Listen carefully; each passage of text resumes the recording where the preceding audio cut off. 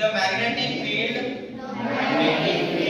through a wire is directly proportional to current through the wire. Small element of wire. Sine of the angle.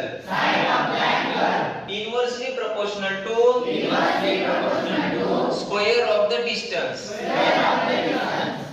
आता नंतर physics मध्ये आपण काय करता, हे साइन कॅन्सल करता आणि याच्यावरती काय घेता एखादा कॉन्स्टंट. मग बायो-सॉर्ट लॉ मध्ये कॉन्स्टंट घेतलेला आहे dB mu naught upon 4 pi.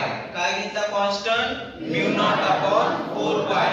बाकीची value as it is ideal sin theta divided by r square.